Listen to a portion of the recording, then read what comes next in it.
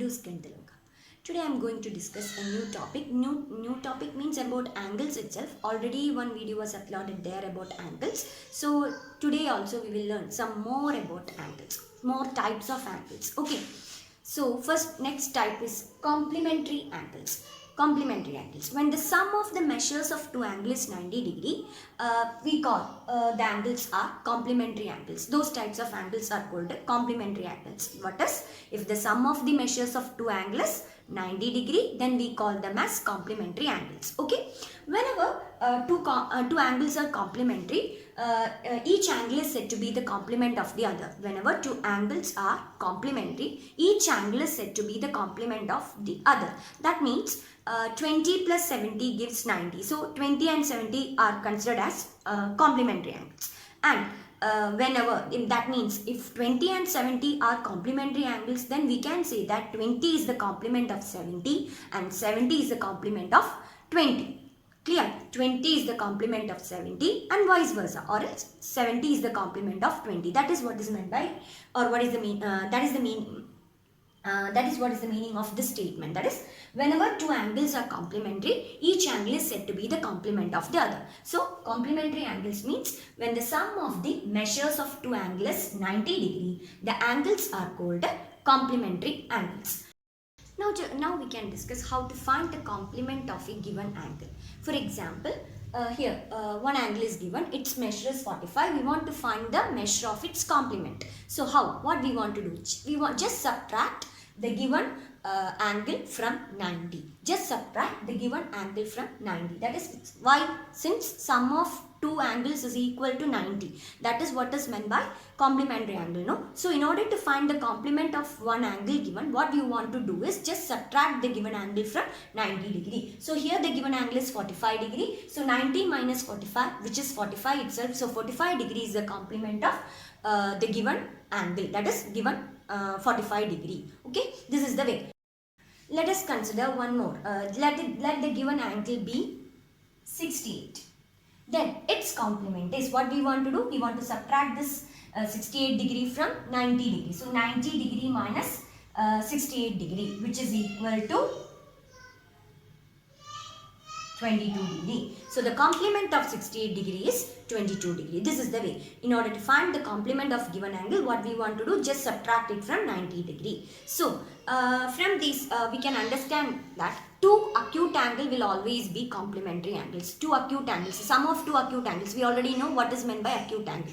So which is less than 90 degrees. So sum of two acute angles is always complementary. But sum of two obtuse angle won't be complementary. Sum of two obtuse angle won't be complementary. Why? Because obtuse means which is greater than 90. Then its sum will be greater than 90 itself. No, so two obtuse angles are not complementary angles. And also two right angles. When we consider two right angles, that also is not complementary. Since one right angle itself is 90 degrees. So sum of two right angles means it will be greater than, but the sum of two right angles means 180 itself. So two right angles are not complement to each other. Okay, these are the points based on complementary angles. Complementary angles means its sum is 90 degree. So next comes supplementary angles. So what is meant by complementary? Complementary, if its sum is 90. So supplementary means when the sum of measures of two angles is 180 degree. When the sum of two angles is 180, the angles are called supplementary angles. When the sum of measures of two angles 180 degree, then the angles are called supplementary angles. When two angles are supplementary, each angle is said to be the supplement of the other. When two angles are said to be supplementary, each angle is said to be the supplement of the other. For example, 100 plus 80 is 180. So we can say that 100 is the supplement of 80 and also 80 is the supplement of 100. Okay, so supplementary means its sum is 180. So next, how to find if one angle is given, how to find its supplement. Okay, what we want to do is just subtract the given angle from 180. In order to find complement, we subtract it from 90. Here, in order to find supplement, what you want to do, just subtract the given number from 180. So for example, let the given number be 55 degree. We want to find the supplement of 55 degree. What we want to do is 180 minus 55. How much is 180 minus 55? Which is 125 degree. This is the way to find the supplement of given angle. Okay, this is the way. What we want to do, just subtract it from 180 degree. Also, can two obtuse angles be supplementary? No. Why? Obtuse means greater than 90, no? So, when we add two obtuse angles, suppose 91 plus 92, they both are obtuse angles. So, 91 plus 92 is 183, which is greater than 180. So, two obtuse angles, sum of two obtuse angles won't be supplementary. It will be greater than 180. And if one angle is obtuse and the other is acute, then it will be supplementary. This itself is an example. Here one angle is acute and the other angle that we obtain, its supplement is obtuse. So sum of acute and obtuse are supplementary. Can two right angles be supplementary? Yeah, two right angles. 90, one right angle means 90. So 90 plus 90 is 180. So two right angles will be supplementary. These are the extra points based on supplementary angles. Okay. Next type is adjacent angles. Adjacent angles means if they satisfy three properties. Let us check which are the three properties.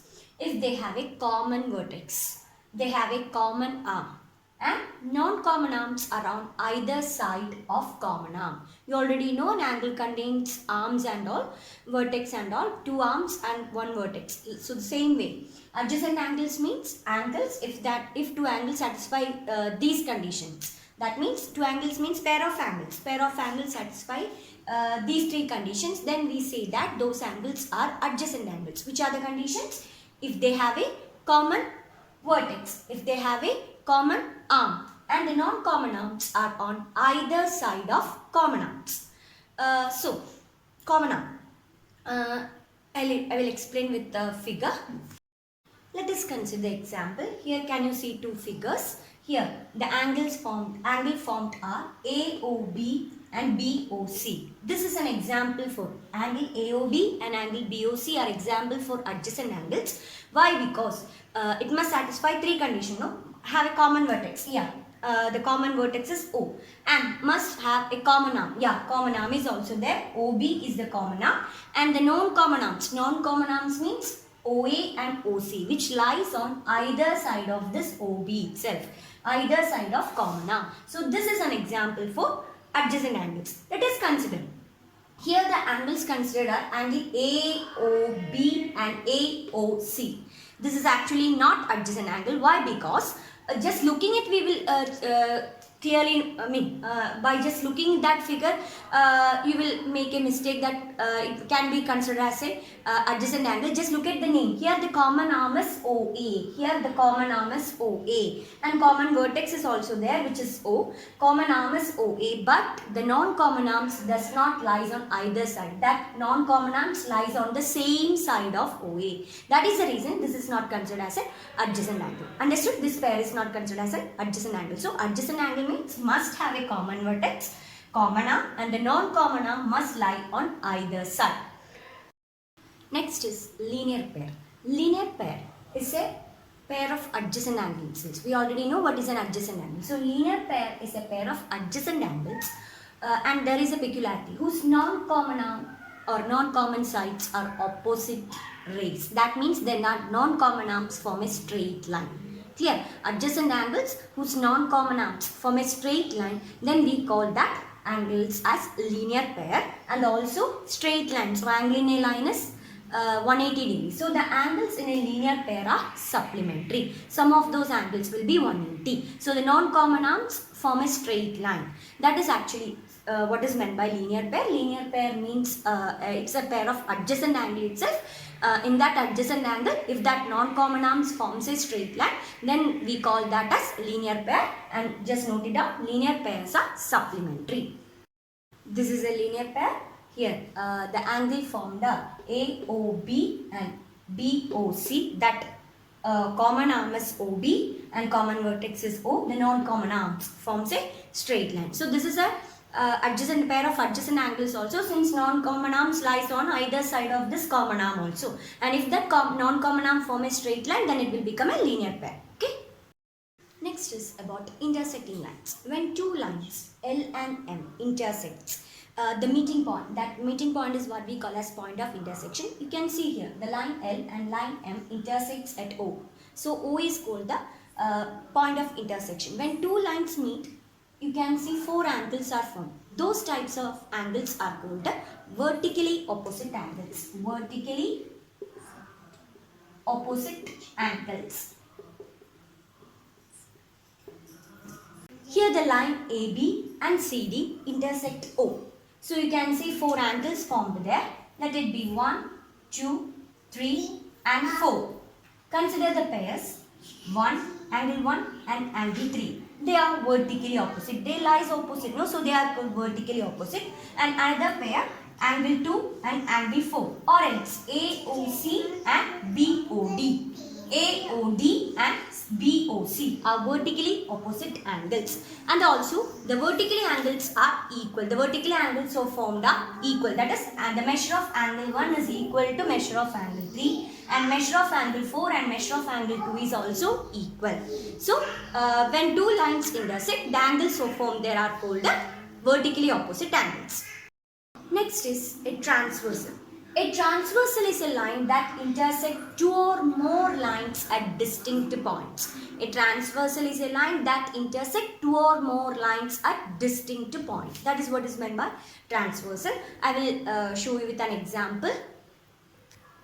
Here you can see four distinct lines L, M, N, O. The four distinct lines are intersected by a line P. This P is called the transversal. This is what is meant by transversal. A transversal is a line that intersects two or more different lines. A transversal gives rise to several types of angles. Let us check which are the types of angles formed by a transversal. When two lines L and M are intersected by a transversal N, the angle formed are, you can see 8 angles, 8 angles are formed here. Now, we can study which types of angles are. The several types of angles are formed. Let us check. The first one is interior angles. Interior, from the name itself, the angle which lies inside. So, inside, which are the angles? 3, 4, 5, 6. Inside, the angles are 3, 4, 5 and 6. So, they are called interior angles. And the angles which lies outside, they are what we call as exterior. Here the angles which lies outside are 1, 2, 8 and 7. So the exterior angles are 1, 2, 8 and 7. Next type is corresponding angles. Let us check the pairs. Which are the pairs? 1 and 5. Angle 1 and angle 5 are the first pair of corresponding angles. The next, angle 2 and angle 6. Just look at the place where it is. Angle 1, angle 5, angle 2 and angle 6. The next pair 4 and 8, 3 and 7. So these are pair of corresponding angles. So the next type of angle is corresponding angles. Just look at the pairs. Angle 1 and angle 5, angle 2 and angle 6, angle 4 and angle 8, angle 3 and angle 7.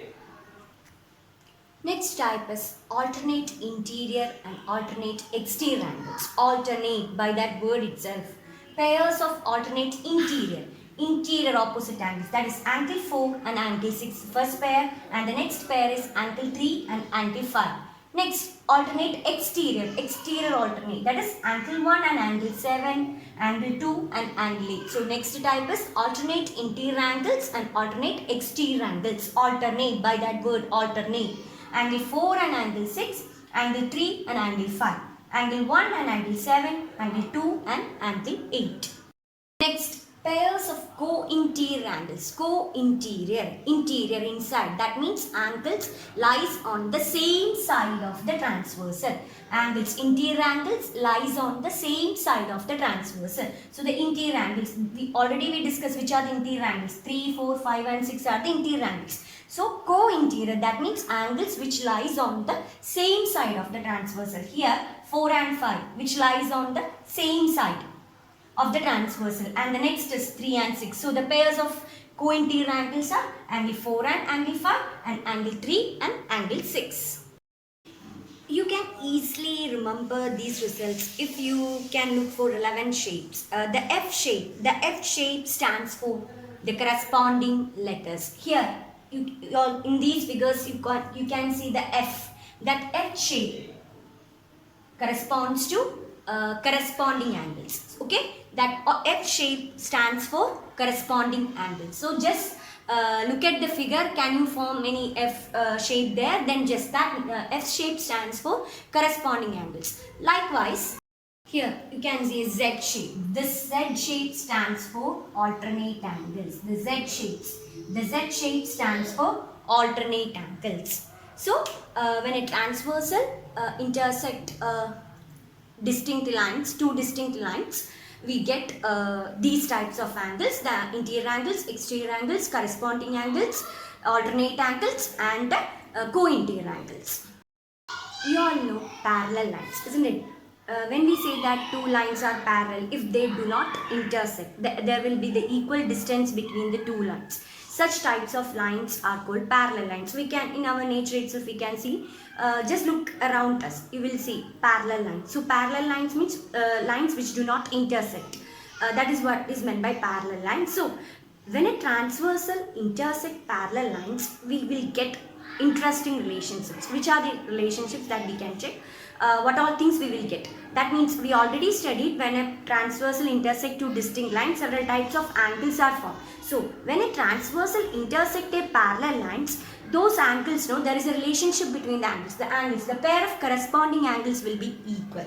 Each pair of corresponding angles, that means measures of corresponding angles are equal, and each pair of alternate angles are also equal. Alternate angles, we already discussed what is alternate angles. Each pair of alternate angles are also equal, and the co-interior angles are supplementary. Co-interior angles means the angles which lie on the same side of the transversal.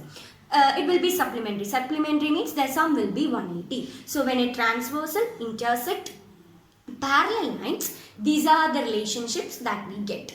Corresponding angles will be equal, alternate angles will be equal, and co-interior angles are supplementary. So hope you all understood what different types of, or some more types of angles, and transversal, and the angles obtained when a transversal intersect two distinct lines, and what is the relationship when the transversal intersect parallel lines and all. So thank you.